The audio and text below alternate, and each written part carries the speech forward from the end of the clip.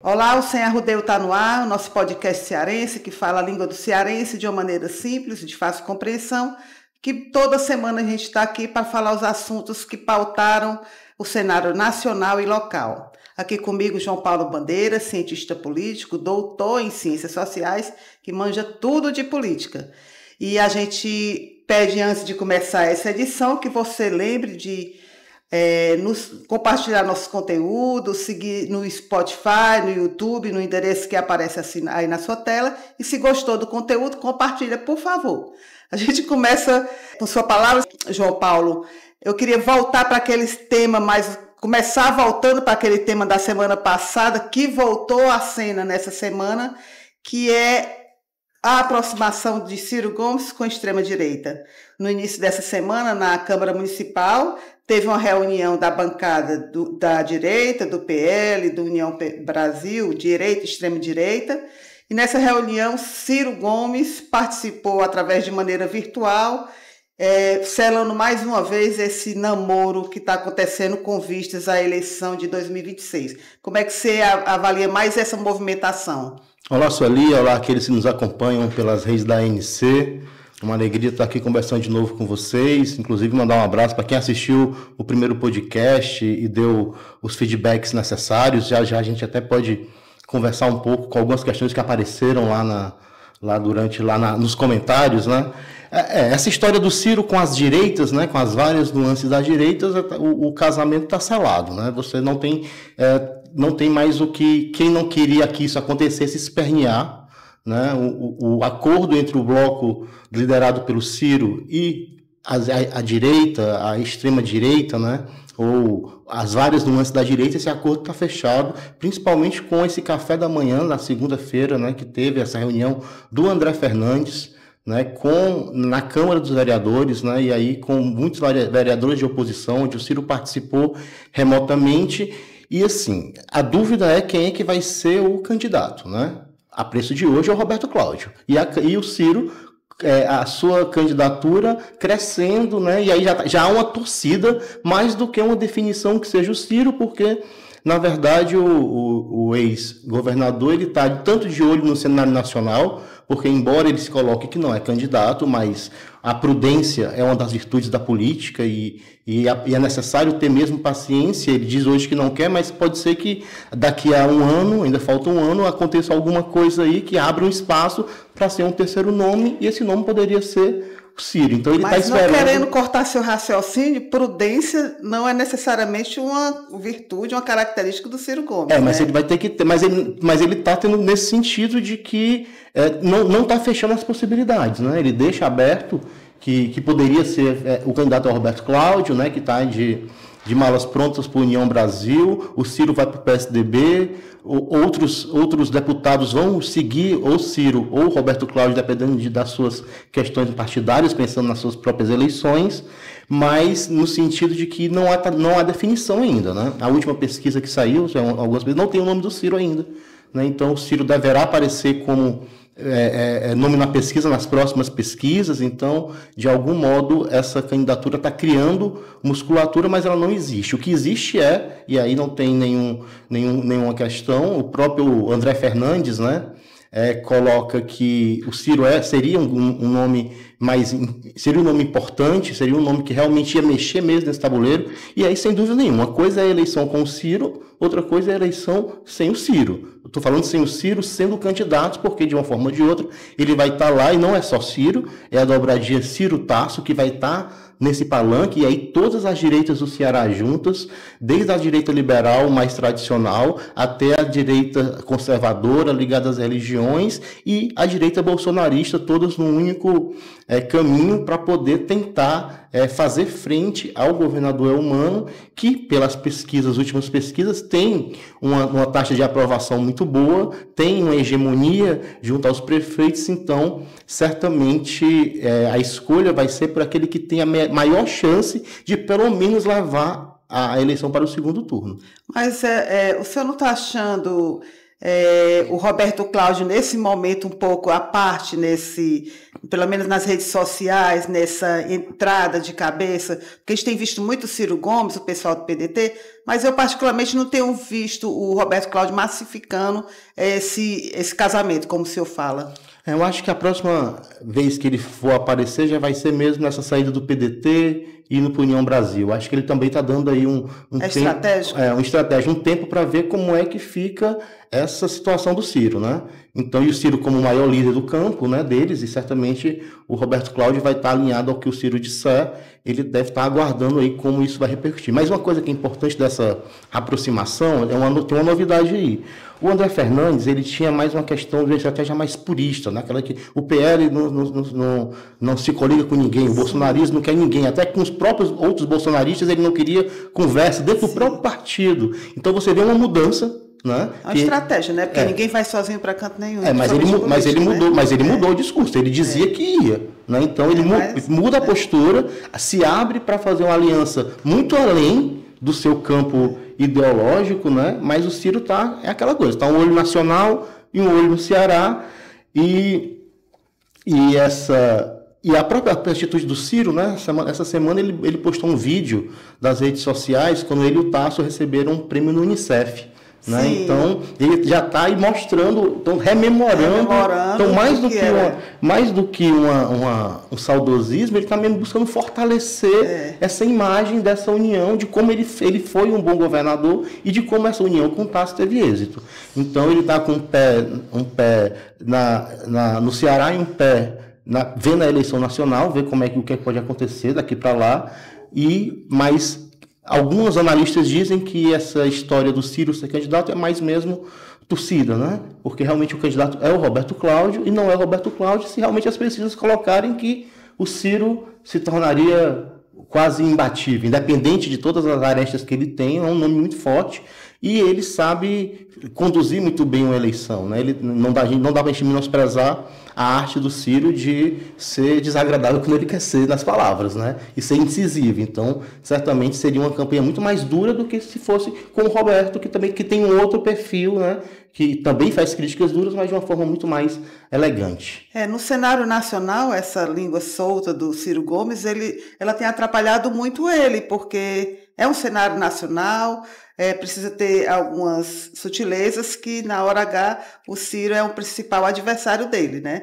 Mas eu acho que esse posicionamento dele mais enfático, de dizer mais o que pensa, sem muito filtro, o cenário local não tem essa dimensão toda, politicamente. Não, vai ser até bom para a campanha dele, sim, né? Porque, e aí, da mesma forma que você tira o ar bolsonarista da eleição majoritária, né, pelo menos do governo, você tem um candidato que pode agradar o bolsonarismo por conta da forma como fala e de como ele pode ser esse antipetista duro, mas um antipetismo diferente do que se fosse um candidato do PL, que talvez fosse para uma questão moral, da corrupção. Não, o Ciro vai fazer o discurso da economia, da falta de geração de emprego, ele não vai entrar nesse discurso. Ele até pode falar, mas é uma outra forma de fazer, que ele já fez isso quando ele fez aquele anúncio lá na Câmara, na Assembleia Legislativa, né?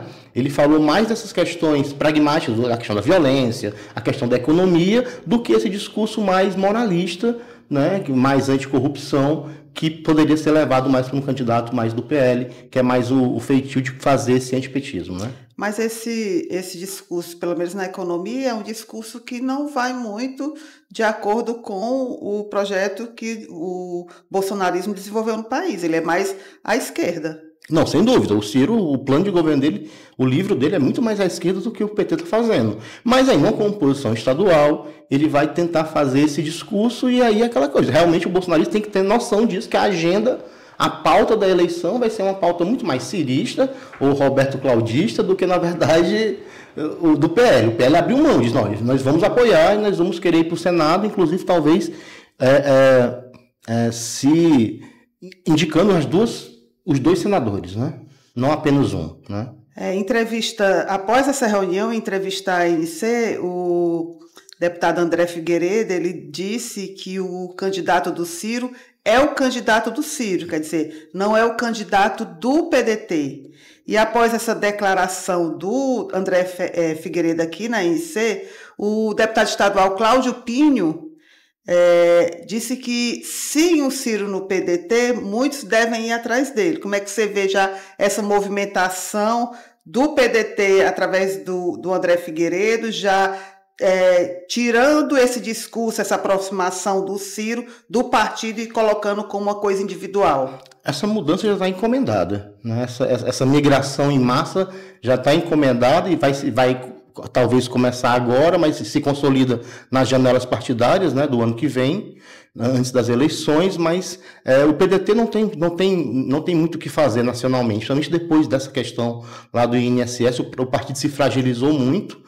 Então, para continuar existindo, e o PDT é um partido do campo de esquerda, né, do socialismo moreno do Brizola, então existe uma militância pedetista forte, ainda, que quer os valores do partido, então a tendência é que realmente fique ao lado do PT, vá para a base do governo, se mantenha na base do governo Lula e realmente não vai ter espaço para o Ciro no PDT por conta dessa conjuntura, porque o PDT de agora não é o mesmo PDT de 2022, né? Então o partido diminuiu bastante, a força dele era o Ceará, uma das grandes forças, diminuiu muito, então o PDT vai, e o recado já está dado, então por isso que a saída do Ciro, do Roberto Cláudio, do grupo, inclusive o deputado Cláudio Pinho, dizendo que vão juntos, porque realmente é um grupo político, se não grande, pelo menos coeso.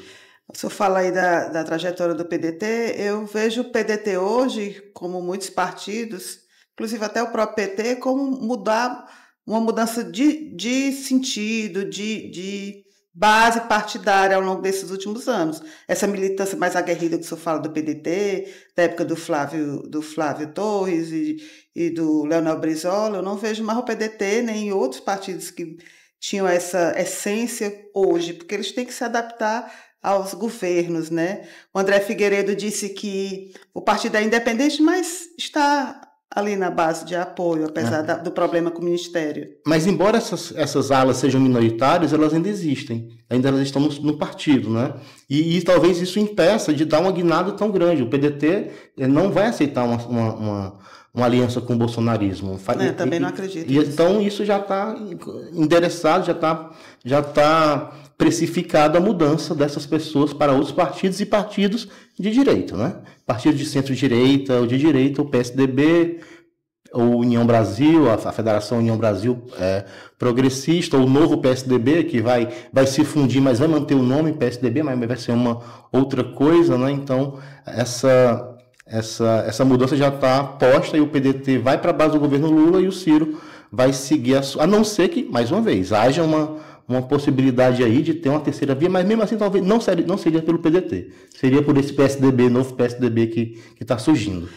Nem está na nossa pauta, mas a gente falando aí dessa história do Ministério, que esse escândalo do INSS, que chegou com a saída do ministro Lupe, do PDT, ele perpassou pelos dois governos, começou no Bolsonaro e prosseguiu no governo Lula. Qual é o peso? Você acha que vai ter um peso político nas eleições de 2026, já que o discurso de corrupção vai estar em dois governos? Bom, a última pesquisa saiu ontem, né, sobre a aprovação do governo Lula, já depois do INSS, não houve mudança na aprovação, continuou baixa como estava antes.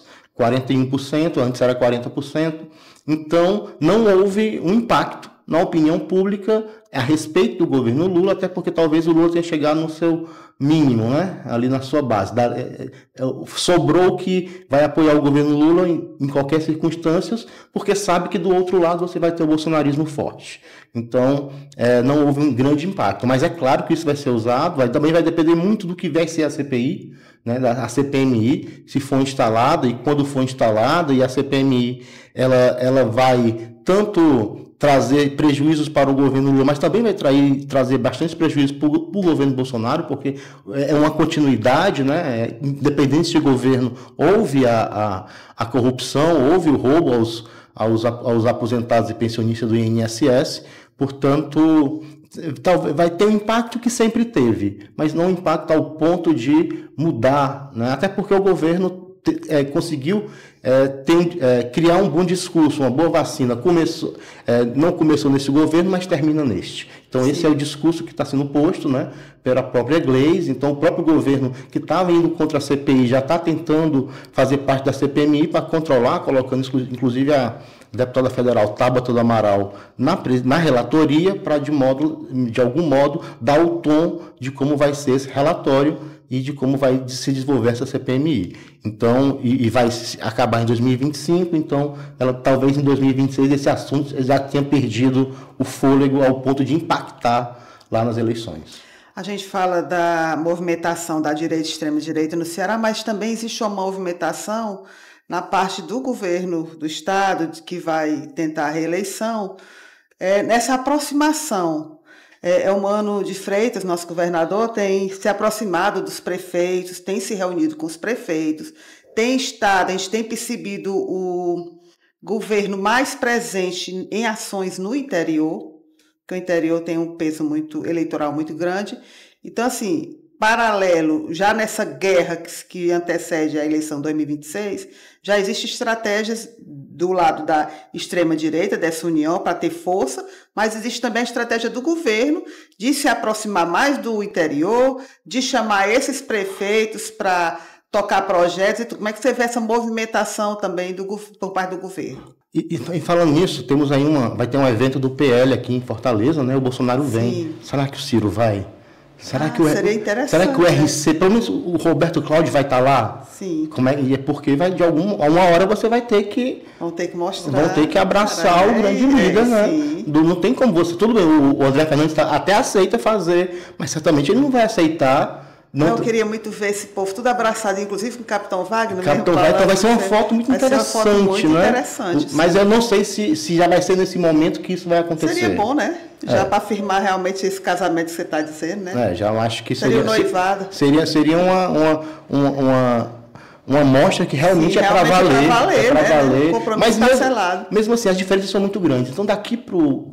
Porque ainda nós olhamos, ontem tivemos essa semana tivemos o depoimento lá do brigadeiro, lá da Força Aérea, né, o chefe da Força Aérea, dizendo que realmente teve mesmo o golpe, teve o plano, o Bolsonaro estava envolvido, e aí essas coisas vão vir para o debate. Sim. Essas coisas vão ser postas, e vai criar o constrangimento. E aquele que disse que quando soube que era para não permitir a ascensão de Lula ao poder, não aceitou, e a partir daí recebeu ameaças, recebeu ele, a família. Sim. Né? Então, isso vai ser algo que vai ser posto. E aí, como é que vai ser? Vai abraçar mesmo alguém que muito provavelmente vai ser condenado por conta dessa história da tentativa de golpe? Né? Porque depois do que o brigadeiro falou, fica muito difícil a defesa dizer que não aconteceu nada, que ele não sabia. E aí, então, não vai ser fácil carregar esse cadáver, né, político, que vai ser em 2026, que sai Jair Bolsonaro, se não preso, pelo menos, talvez até condenado já, né? Inelegível. Inelegível ele já está. Inelegível. Mas a questão, outra coisa é ser condenado nesse processo de tentativa de golpe. Né? Voltando para as ações do governo. Dessa aproximação com o interior, com as bases. Imediatamente que teve a fala do André Fernandes, o secretário Chagas Vieira gravou um react, né, já criticando essa aliança, porque realmente deixa o governo muito preocupado, porque, principalmente se o Ciro for o candidato, né, isso aí que já deixa todo mundo mais preocupado no governo, porque sabe que realmente o Ciro é um candidato muito forte, independente do que você pense ou não, ele é um candidato muito forte, e isso faz com que haja uma reação muito intensa do governo, tanto no discurso, tanto nas redes sociais, como nas articulações. Né? O Eumano foi a Brasília, se encontrou com os prefeitos, a bancada cearense. A bancada cearense, conversou, lançou projetos, né? E de todas as falas, eu acho que a fala mais ferina, né, a fala que realmente demonstra a preocupação desse grupo, além da do Chagas Vieira, foi a do Romeu Aldigueri, né, que disse assim, é a união do ódio com o ócio. Então, quando ele traz uma manchete dessa, ele demonstra que realmente há uma preocupação e vai haver uma intensa tentativa de desconstrução dessa aliança, né, e de mostrar as contradições dela. né? E trazer essas contradições delas à tona de forma muito intensa. A própria fala do Romeu, deputado que é candidato a deputado federal, atual presidente da Assembleia Legislativa do Ceará, demonstra como essa aliança da direita faz acender um sinal de alerta no abolição, e independente da boa aprovação do humano, as peças se movem, né, ao ponto de já até pensar em falar em outros nomes se não der certo, se isso for muita ameaça ao humano, né? O próprio nome do Camilo começa a rondar, não que o Camilo é candidato, mas já começam a falar nessa possibilidade devido à questão do Ciro entrar no jogo. Então, o governo está se articulando, e aí, como o próprio governo disse, como o próprio Elmano colocou no começo do ano, né? Quem está no governo, a melhor forma de pensar nas eleições é trabalhando, né? Construindo políticas públicas, fazendo as entregas, né? Essa palavra entrou aí no vocabulário de todos do governo, então vamos lá falar como eles falam, fazendo entregas, porque aí sim vai conseguir se cacifar para poder resolver, conseguir ganhar a eleição no primeiro turno. Lembrando, nas últimas 4 oportunidades, dos últimos 4 governadores, apenas um não conseguiu a reeleição. Cid conseguiu a reeleição, Tasso conseguiu a reeleição, Camilo conseguiu a reeleição, e o único que não conseguiu foi o Lúcio Alcântara, mas por conta de uma questão muito local, né, de uma traição muito grande, de um racha que houve no governo, e aí o Cid Gomes é eleito em 2006. Na verdade, o Lúcio, ele não foi eleito porque ele não tinha apoio sequer de dentro do partido. Foi dentro do partido. Eu já era repórter política à época, eu fui para uma reunião, na época na sede do PSDB ali na Dom Manuel, que o Tasso Gereissati, ele reuniu todos os prefeitos do partido para dizer para orientar a votação no Cid Gomes. Então, assim, foi esvaziada a candidatura, o Lúcio entrou nessa candidatura sem querer sem o Tasso querer essa candidatura, queria apoiar o outro. E ele marchou só, por isso não foi reeleito. Sim, ele ficou sozinho e aí ficou dentro do próprio governo, né? E aí ele acaba perdendo a sua reeleição. Mas não é normal que o cearense não reeleja o seu governador, por conta de todo o poder que o governador tem, e o governo que está sendo bem avaliado, né? Sim, até porque assim, tem uns indicadores muito ruins da segurança, mas também tem muitas ações que estão sendo feitas. Se elas estão conseguindo reduzir, é outro problema. Eu acho que tem sim alguma estratégia que está alcançando o objetivo. Eu vejo como cidadã uma polícia mais ostensiva, mais na rua e tudo. Mas a segurança é um ponto nervoso dentro do governo, é um ponto que fala ruim do governo. Mas temos outros indicadores. A gente saiu agora um indicador do IPES que o Ceará, em 2024, alcançou um recorde histórico da retirada de pessoas da situação de pobreza e extrema pobreza. Foram 624 mil famílias que saíram dessa condição de miséria, né? Então, passa por políticas públicas de resgate social, passa pelo Ceará Sem Fome e várias outras ações que dão oportunidade às pessoas que estavam à margem, que estavam na situação de miséria extrema. E essa é uma marca que o próprio governo humano elegeu como se fosse a marca do seu governo. Então, no começo, quando perguntava qual é a marca que você quer deixar, ele dizia que era justamente o combate à extrema pobreza, né? Ele era muito enfático nisso, e realmente as políticas, no gerais, tanto as políticas federais como as políticas estaduais ajudaram nessa. E isso é um grande ganho, né? A redução da pobreza é algo que é fundamental e necessário, a redução das desigualdades. Então, quando 624 mil famílias no Ceará saem da extrema pobreza, lembrando que há poucos dias o governador de São Paulo ele anunciou um programa lá de renda de tirar as pessoas, porque envolvia 30 mil famílias.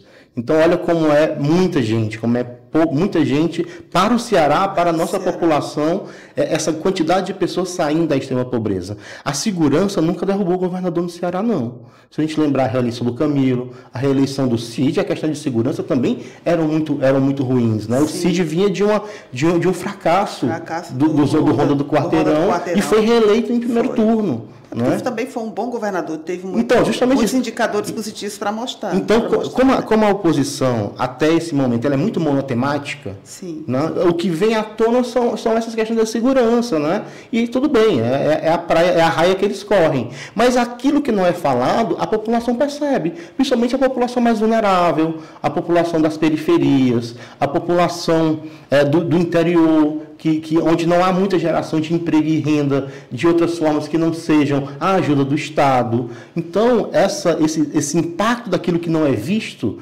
daquilo que não chega nas manchetes, daquilo que não chega nas redes sociais, ele é muito fundamental na reeleição. Portanto, essa redução da extrema pobreza é um trunfo do governo do Estado do Ceará, né? Da Secretaria de Direitos Humanos e Proteção Social, da Secretaria que luta contra a desigualdade social, saúde, educação. Então, todas essas políticas articuladas têm tido efeito, sim, e isso faz com que a tentativa de vencer o humano nas urnas seja um desafio muito grande. Ou, se você não pensar o humano deste projeto, né, de político, né, desse condomínio político que é muito amplo e não obstante as mudanças que vão acontecer, a tendência é que fique mais amplo, porque é aquela questão, o poder ele atrai, né? O poder ele é magnético, ele é capaz de seduzir aqueles que podem ficar um pouco titubeantes, mas na hora do vamos ver, eles vão ficar do lado mais forte, do lado mais consolidado, do lado que tem mais chances de ganhar. Portanto, a redução da extrema pobreza é algo que é fundamental para que nós consigamos ter uma sociedade mais justa, mais igualitária, menos violenta. Então, pode se colocar isso como mais uma tentativa de resolver a questão da segurança pública, porque reduzindo a desigualdade, você de algum modo vai criar uma sensação de segurança, porque as pessoas vão estar menos vulneráveis nas suas vidas e com direitos garantidos, elas têm a oportunidade de ter uma vida melhor, sem dúvida, e uma qualidade de vida para todos nós. A questão da oportunidade, que não é só no governo do Elmano, é uma mudança, eu acho que no projeto de políticas públicas do Estado, nos últimos 20 anos, do qual o Ciro Gomes faz parte, né? É uma política de dar ao aluno filho de uma pessoa pobre, a oportunidade de ir para um colégio e sentar numa cadeira decente, de ir para uma sala com ar-condicionado, de ter as refeições, é a oportunidade de ir de uma criança que não tem uns pais que possam dar lazer, ir para uma brinquedoteca, para uma brinquedopraça, de dar dignidade às pessoas. Isso eu não estou falando que é um mérito do governo do Elmano, mas é uma política que a gente percebe, eu como jornalista, você como um doutor em ciências sociais, é uma política que tem mudado a situação do Ceará, que era um estado muito pobre, um estado que há um passado recente, não tão distante, na época do Gonzaga Mota, não tinha dinheiro para pagar a folha do funcionalismo público, né? Que na época do Gonzaga Mota recebia através de gonzaguetas, que passou por esse governo da mudança, que o Ciro tem a contribuição dele e que seguiu nesses governos fazendo pouco a pouco essa transformação social. Nós ainda somos um estado muito desigual, é preciso melhorar muito, claro. Todos os governos têm pontos negativos, todos. Mas assim, a gente precisa reconhecer que seja governo de um lado ou de outro, ele tem que manter, não retroceder, manter essa política de garantir a dignidade às pessoas, porque a redução da violência passa muito por isso, pelas oportunidades. Meus filhos, desde que nasceram, eles tiveram a oportunidade de ir para uma boa escola, de ter assistência de saúde, de ter o alimento de todas as refeições. Quem não tem que ter essa oportunidade para conseguir mudar essa situação de violência, passa por isso também. E é o Estado, através das políticas públicas, né? O Estado no sentido amplo do termo, né? Governo federal, governo estadual, governo municipal, que vai ter essa responsabilidade de auxiliar os mais vulneráveis, até porque o mercado não vai dar conta disso, né? O mercado ele é para os melhores, o mercado vai querer os que são os mais fortes, os mais hábeis, os mais inteligentes, os melhor preparados, e infelizmente, como é que uma pessoa vai conseguir ser o mais forte, o mais hábil, o mais inteligente, o melhor preparado, se ela não sequer consegue comer, né? Se ela não consegue ter uma vida minimamente digna? Então, essa redução da desigualdade ela é fundamental para que o Ceará continue se desenvolvendo, né? Então, essa é uma longa trajetória, né? Desde lá do governo Vigílio Távora, né? A questão da eletrificação, de energia de Paulo Afonso, as estruturantes, a industrialização do Ceará, e aí passando pelo governo das mudanças, que, se a gente pensar bem, é o mesmo governo desde 94. O CIT se reivindicava continuidade do projeto do Tasso, né? E o Camila é a qualificação do CID, o Elmano Conselho. Então, faziam parte do mesmo projeto. E é o mesmo projeto. Sim. Embora tenha mudado a liderança, continua com o mesmo projeto, né? Que vem lá desde, se você não quiser ir muito longe, desde o Tasso, mas desde o Vigílio Távora, passando pelo Ciro, pelo CID e pelo Camilo. Dentro desse debate aí da importância de pensar projeto social, projeto de resgate das pessoas, eu sinto falta nesse embate entre quem está no poder e quem quer tomar o poder, disso. Eu acho que, como você falou, o tema fica muito monotemático, é só violência, ou é só um deputado nas redes sociais mostrando as obras que não estão sendo executadas. Eu acho que isso até faz efeito para um certo público, mas eu acho que as pessoas sentem falta de propostas. Sim, o governo que está aí não é bom. E o que é que eu tenho para oferecer que pode ser melhor? Não é à toa que um dos motes da campanha do André Fernandes, né, quando veio essa cobrança, né, que proposta de educação voucher, então é contra a educação pública, né? Então ele diz, não vamos tirar nada que vocês tenham e você vai ter tudo que você nunca teve, né? Então demonstra que eles percebem isso, mas eles não conseguem fazer esse discurso. E quando vem as propostas, elas são propostas que não agradam ao eleitorado, né, de forma ampla. Se bem que em Fortaleza agradou bastante, né? Eu acho que em Fortaleza, André foi vitorioso. Foi demais. O André, uma diferença de 10 mil votos é mínima, e eu atribuo esses 10 mil votos ao inspetor Alberto, né? Eu acho que os 10 mil votos que fizeram a diferença foram aquelas atitudes, às vésperas da eleição, daquele vereador arrastando um porco pelas orelhas, ou dizendo que o morro é Evandro Leitão, assim, isso chocou muita gente, né? Que vai estar na foto, né? Naquela foto que a gente disse que vai ter, o inspetor Alberto vai estar lá, pedindo voto para o Roberto Cláudio ou para o Ciro. Sim. Né? Então, são essas pessoas que vão estar à frente da campanha. Inclusive, ele até, o Conselho de Ética lá da Câmara já aceitou todas as denúncias contra ele, né? Sim, ele vai ter que se explicar. Embora eu estivesse falando bem da prefeitura um dia desses aí... Sim, interessante, né? Eu achei tão parecido assim que vamos falar bem que vai dar tudo certo. Ele foi lá numa rua dizer que tem que admitir os feitos do Evandro Leitão, que a rua era assim, agora está tudo certo. Achei não sei qual é o interesse, piada, sabe, o interesse dele, mas é bom, né, ver a oposição também reconhecer. Mas eu acho que é muito importante reconhecer, assim, agora sim, que sou estranho, sou. Estranho, né? Muito estranho. Eu acho principalmente para o público dele. Sim. O público eleitor do inspetor Alberto, que viu ele matando o Evandro Leitão, arrastando o porco e de repente, por livre e espontânea vontade, vai para uma rua mostrar uma obra, né? Assim, ficou meio estranho. Mas nas redes sociais, em alguns comentários que eu acompanho, a gente essa coligação, né, foi muito bem aceita pela direita, né, pelos eleitores da direita. Os comentários são comentários isso aí mesmo, vamos junto. É a maneira de chegar no poder. Mas percebam como esse eleitor ele está pragmático, ele está pensando de forma racional, no sentido de, não, se é isso que tem que ser feito para poder chegar ao poder, eu vou aceitar e vou defender. Sim. Então traz unidade, que às vezes não acontece na esquerda. Às vezes isso é muito raro. Você vê um fogo amigo dentro dos só partidos políticos, né, que estão no poder. Então você vê de forma pulverizada essas pessoas compreendendo.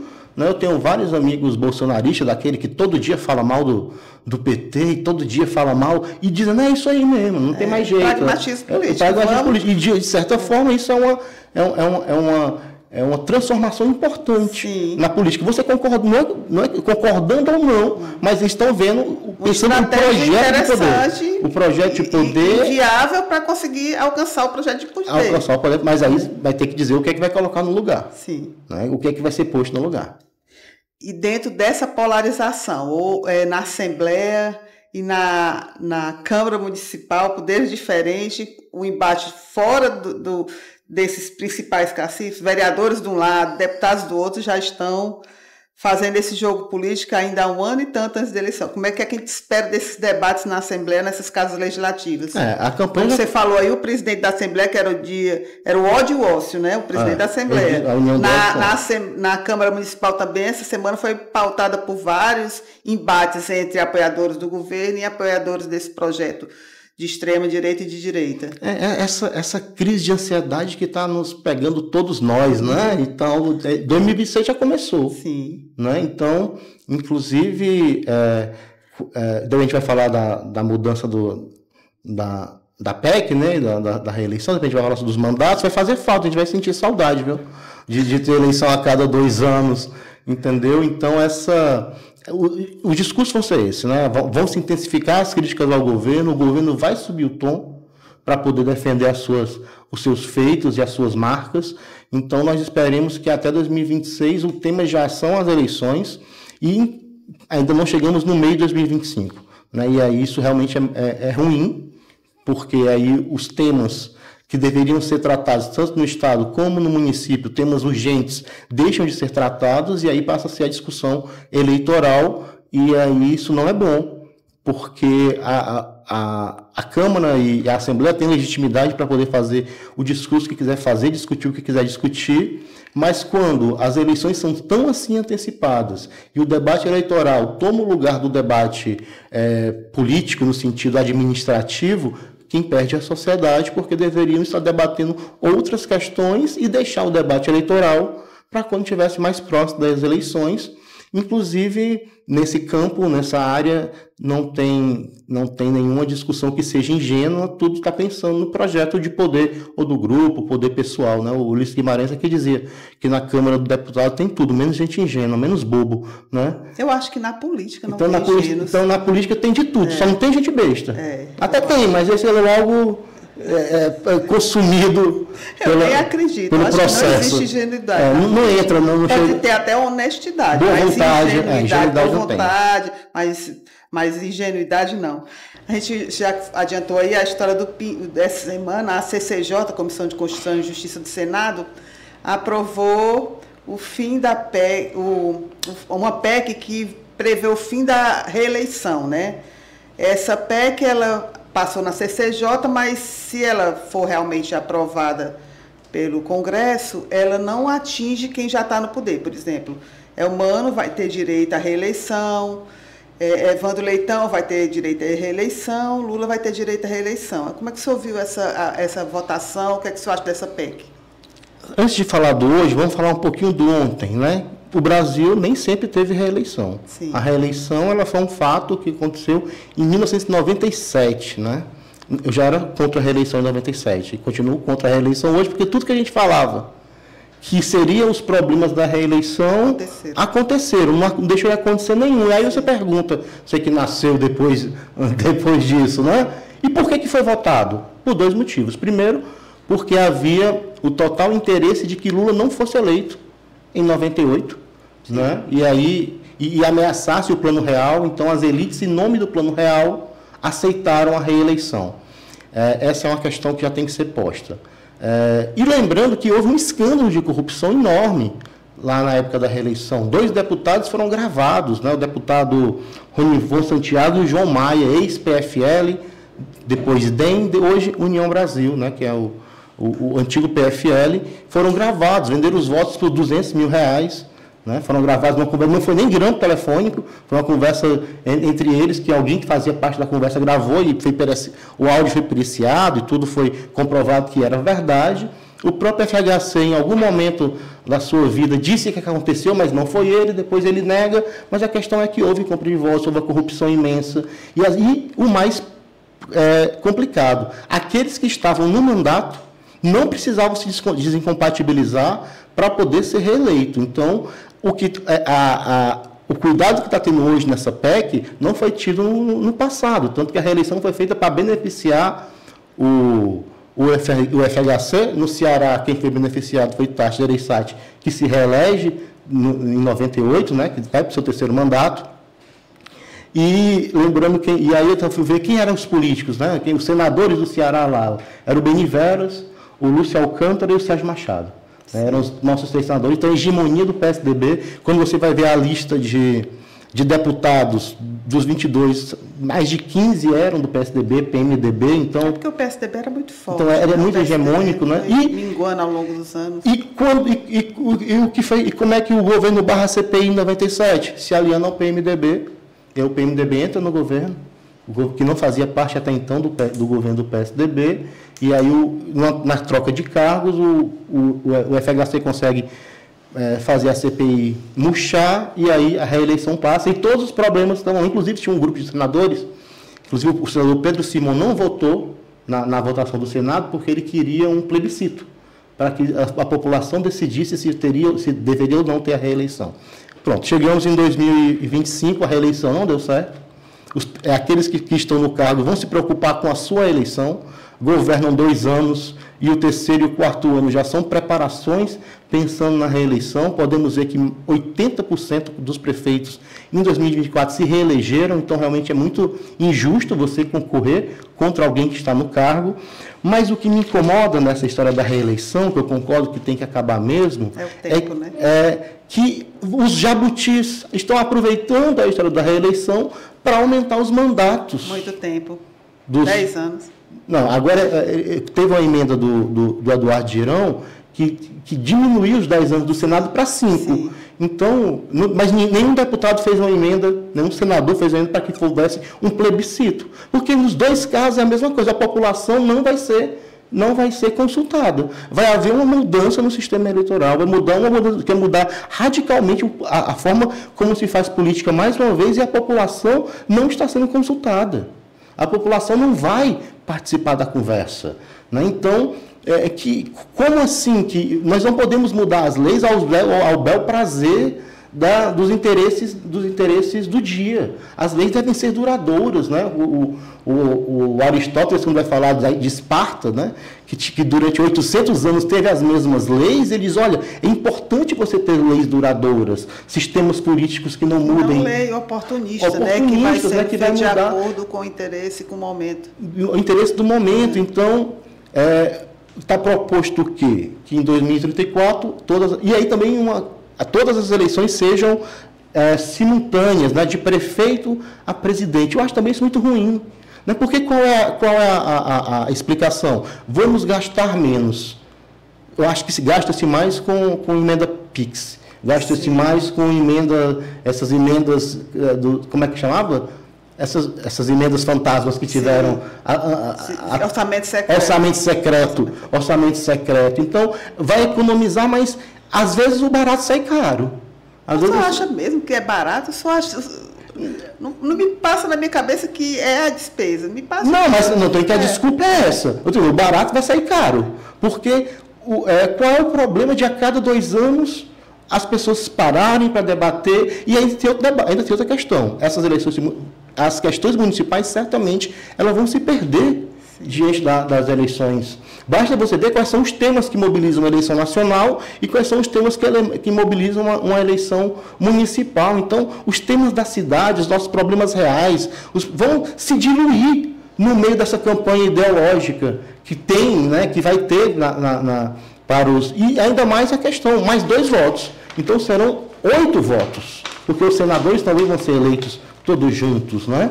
Então, 8 não, vão ser 9 votos, porque nós vamos eleger os 3 senadores, o deputado federal, deputado estadual, governador, prefeito e presidente. É coisa demais. É muita coisa para poder você colocar tudo no mesmo dia, né, nessa campanha curta de 45 acho que dias. Um pouco o processo democrático, a democracia. É isso, um pouco sem dúvida. Fragiliza a democracia, esvazia a política. Então, a gente fica estarrecido vendo como senadores eleitos um senador, e aí vota para diminuir o mandato do senador de 8 para 5 anos. O Senado ele tem essa questão de representar os estados, por isso que ele tem um mandato maior, para ele ser mais duradouro, para ele não ficar nesse frisson da luta política. Então, quando você reduz um mandato de um senador ao mesmo tempo de um mandato de um deputado estadual, você desqualifica a Câmara Alta.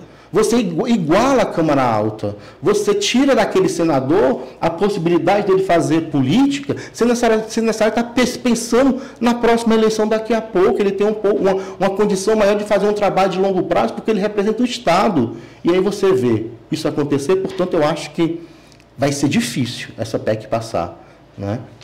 Vai ser porque tem muitas questões aí, então vão ter muitas mudanças na Câmara, vão ter mudanças no plenário, com certeza, vão ter mudanças na Câmara, e aí se o governo vai querer mesmo sancionar essa lei, né? Porque a quem interessa que a política seja tão desqualificada e haja esse esvaziamento, e a gente só pare a cada 5 anos para pensar em mudar aqueles que estão no governo. É muito tempo. Muito tempo e as pessoas não observam assim, não funciona assim. Não funciona assim. E a gente tem tanto, claro, temos vereadores, deputados valorosos, mas tem gente que fica lá 4 anos sem fazer, mais 1 ano. Por que 5 anos? Por que tem que ser 5 anos? Só não, porque tem que sincronizar. Por que tem que sincronizar? Qual é a explicação? Sem ter debate com a população sobre isso?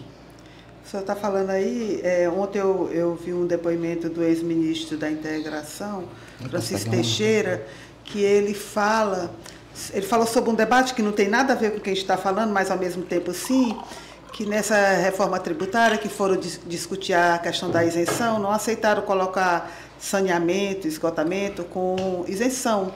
Então, isso aí foi um debate que esse setor tentou, através a AESP, tentou construir para conseguir o apoio da Câmara dos Deputados, do Senado, para passar essa tributação, porque a questão de água e esgotamento sanitário é questão de saúde pública, né? E eles conseguiram o convencimento no Senado, quando chegou na Câmara, eles disseram que não conseguiram. Por quê? Porque a Câmara, os deputados representam segmentos. Sim. Do agro, segmento da bancada da bala, e essa pauta que seria importante, porque essa não isenção vai representar um custo a mais para o contribuinte de mais de 18% nas tarifas.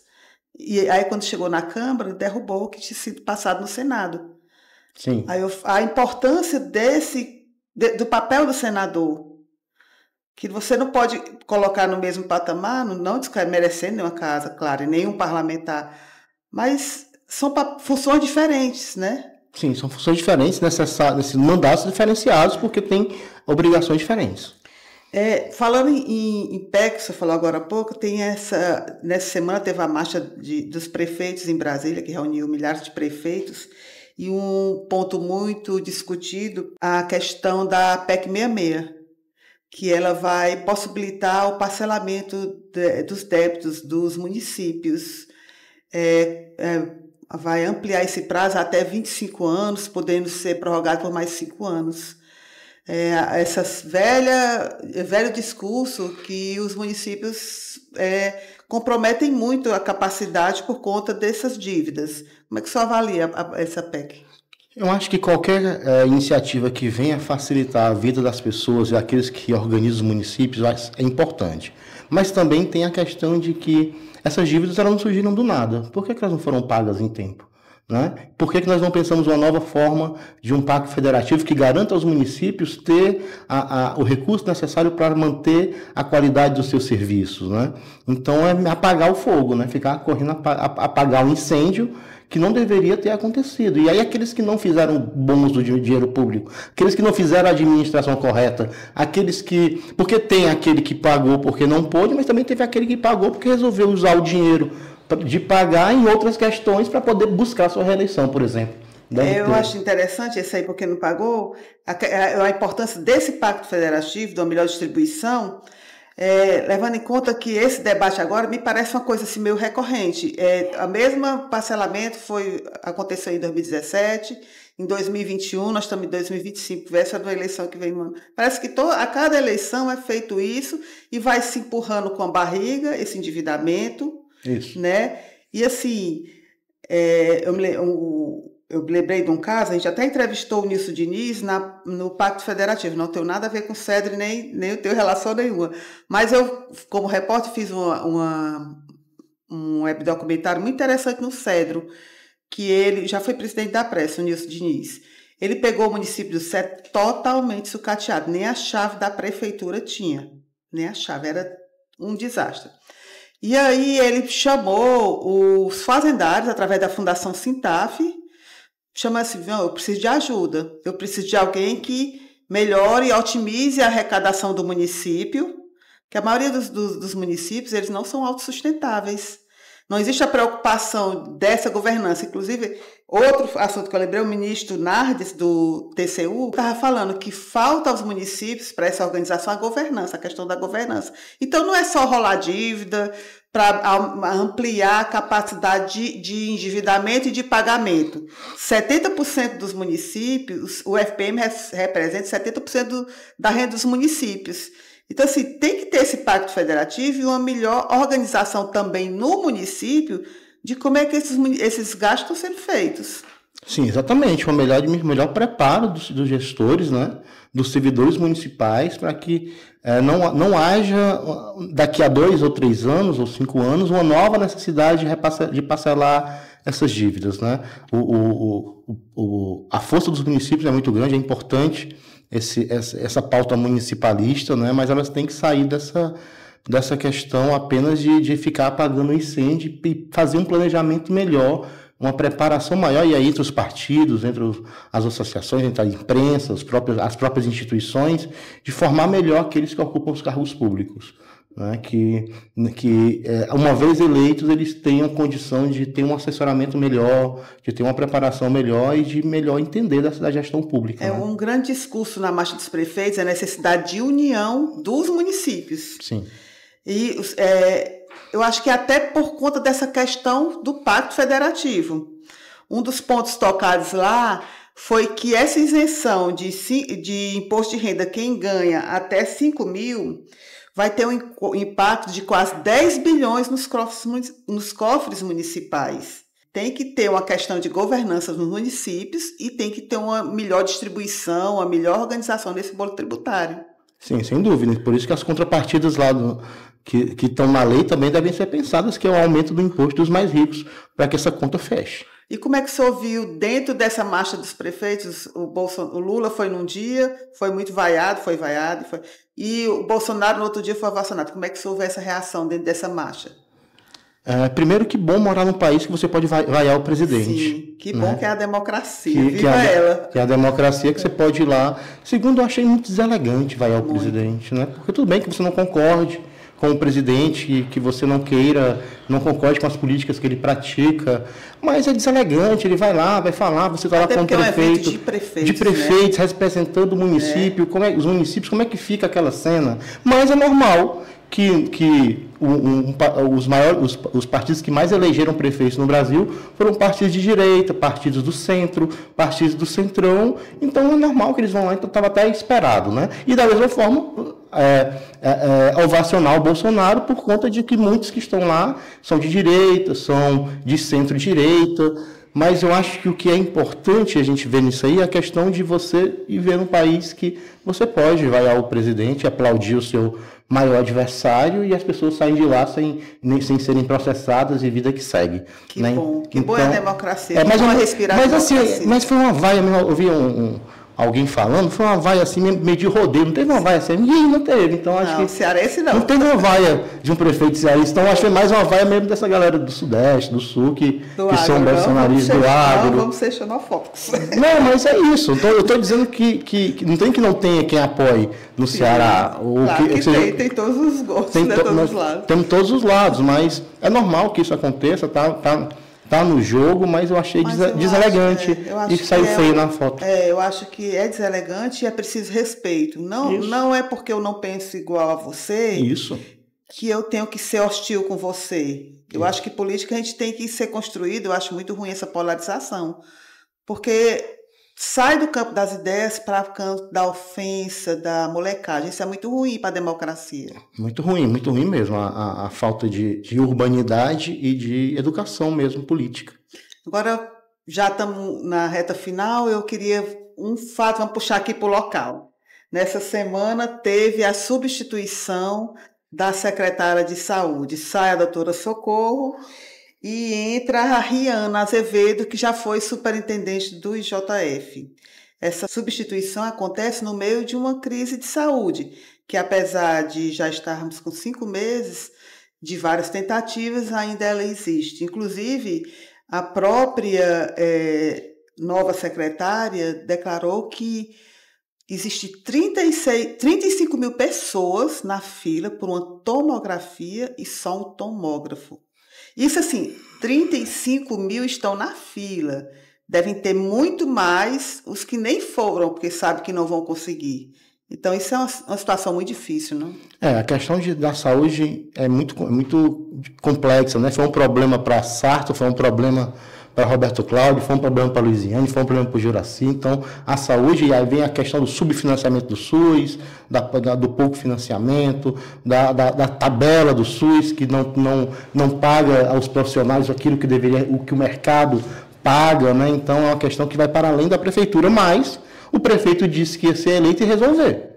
Então, é ele que vai ter que resolver. Então, aí vem o problema, o que você fala na campanha e o que você vai ter que fazer uma vez na gestão, porque não é simples resolver o problema da saúde em Fortaleza, uma cidade tão desigual, com tantas pessoas necessitando do acesso à saúde, por conta também da forma, a gente pode falar, desumana de quanto custa um plano de saúde particular, né, de quão é caro botar um plano de saúde particular. Então, as pessoas vão necessitar do Estado e aí o Estado não consegue dar conta. Então, acabou sobrando para a secretária, talvez não é uma questão pessoal dela, é uma questão estrutural, mas o que é que o governante pode fazer? Ele não pode sair, então ele vai ter que tirar o representante, o titular da pasta para, de algum modo, tentar fazer uma mudança e reorganizar melhor essa administração. Né? Há relatos que a agenda estava marcada, ela tinha compromissos marcados para a semana que vem com alguns vereadores da bancada. Né? E internamente ela já vinha sofrendo, não vou dizer ataque, críticas. Né? O próprio vereador Adail Júnior, por exemplo, disse que era... Adail é uma situação muito difícil. Mas ele disse que... mas ele disse, apoia o prefeito, mas ele já dizia, eu sou oposição à Secretaria de Saúde. Né? Então, de algum modo, ela já vinha de dentro também sofrendo. Mas era apoio do Sarto que deixou a saúde numa situação que está, né? Pois é, então, a culpa é do Sarto. A culpa é do Sarto. Mas dizer que a culpa é do Sarto não vale para o prefeito que foi eleito. Ele vai ter que resolver, porque ele disse que ia resolver. Mais 5 meses, hoje o André... Hoje não, eu acho que hoje o André Fernandes saiu dizendo que voltou, passou 5 meses, né? Porque quando ele foi quase eleito, derrotado... Ele disse que ia ser uma pessoa muito presente, né? Fez umas 2 visitas na periferia e depois a mulher esteve neném, ele teve mais fora do cenário e agora voltou dizendo que deu 5 meses levando e que agora vai começar com as críticas à saúde. Mas 5 meses, a saúde está vivendo uma situação difícil, mas 5 meses é tempo suficiente para resgatar o que está, falta de medicamentos, o IJF sem funcionar direito, falta de insumos básicos. Não é muito tempo para resolver o problema que a gente falou, que vem de muitos anos e que são questões que vão além do poder do prefeito. Mas a prefeitura está se mobilizando, a prefeitura mudou a secretaria e está tentando implementar políticas que resolvam a questão. Nós não podemos cobrar do prefeito que ele resolva de uma hora para outra os problemas da saúde, mas alguns problemas pontuais, né? E essa questão específica dos remédios, né?